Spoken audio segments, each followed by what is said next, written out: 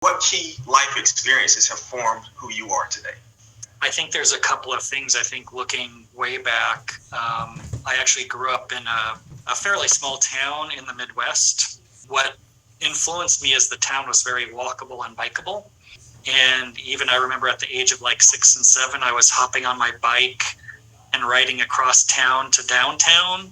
I think it was really, experiencing that sort of walkable community and just small town urbanism that was super influential in kind of my just understanding and interest in cities. How did you become passionate involved in architectural practice? Yes, it's super interesting. I actually, when I was in 6th grade, I wrote a paper about wanting to be an architect.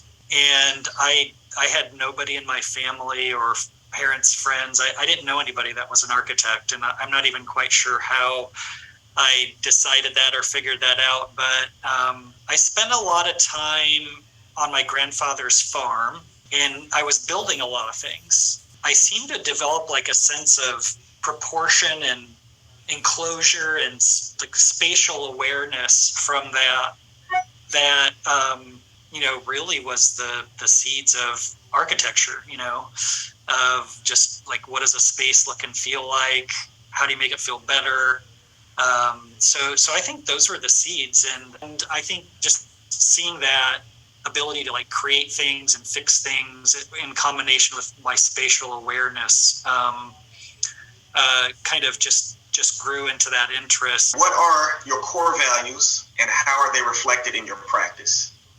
I think a lot of what I do, and now that my company and my team reinforces, is all about thinking about a triple bottom line where we want to do things that are economically and socially sustainable and equitable.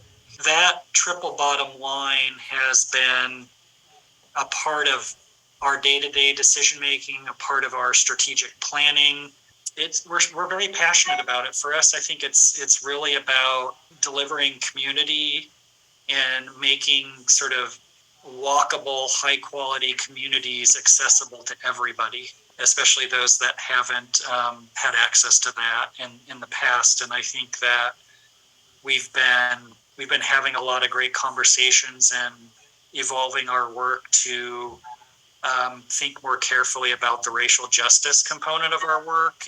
We've been, trying to plug that thinking at the top level of all of our projects and making our clients understand that this has to be a piece of what we're looking at and has to be a core part of a project. All right. So your design process, what is it? And you can include ideas of, how you think about things, how you visualize things, and realization. The first thing we do is we try to understand a place from a physical standpoint, from a historical standpoint, from a cultural standpoint. There's nothing better than like, hey, we're working in a new city, like going to that place, immersing ourselves, getting to know people, and just making sure that's reflected in the design of that work. How do you collaborate with other individuals to realize your work? And I think for architecture, it's pretty straightforward, right? It's like you have the architect, but then you have a structural engineer, usually have a civil engineer, and then the contractor, sometimes landscape architect. So I think that's pretty straightforward. But like in the urban design projects, like we might have a team sometimes of like 10 firms. And it's like economist, sometimes a landscape architect, transportation, sort of mobility consultant is really important, equity consultant, public engagement consultant. So it can get pretty big pretty quickly. We're still very collaborative in nature, and so we like to work very closely with especially these other disciplines to make our projects better and more comprehensive. Okay, Daniel, so what architectural ideas and buildings have impacted your practice?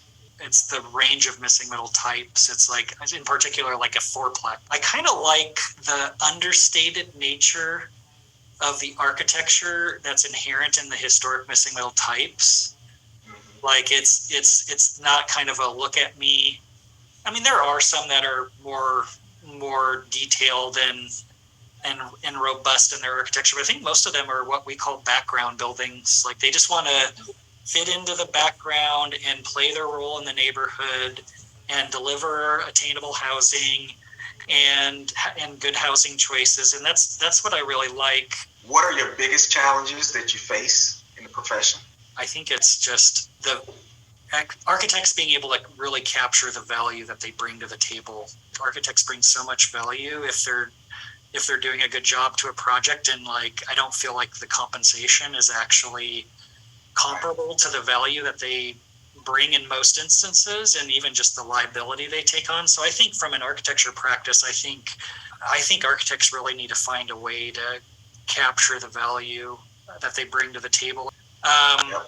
That's one spectrum. I think on the other spectrum, and more importantly, is I think this whole conversation about social justice, racial justice, equity, it's just making sure that the practice of both architecture, but probably more importantly, planning and zoning, the work that we're doing at that scale, is really focused on removing those disparities and removing the inequalities that have been put in place, right? And luckily we're working in places that acknowledge it, well, mostly, and like those are the kinds of places that are coming to us, and we're saying, okay, then, well, there's not like a one size fits all solution, right, in every community. So it's like that extra work that needs to be done to make sure that that's a priority and that it's addressed effectively it's a challenge, but I think it's like it needs to be a priority for the practice.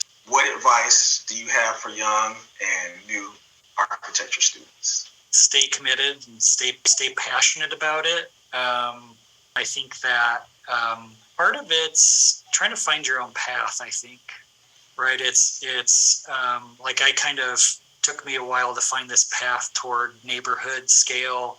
Sort of look for your own path and kind of based on what you're passionate about, and focus on that. Just sort of post school, I think it's important to try to get your license as soon as possible after you get out of school. And I think it opens up opportunities. Find a piece of property in the town wherever town you come from, a vacant piece of land, and build a duplex or a triplex or a fourplex or just an ADU, and be thinking about that.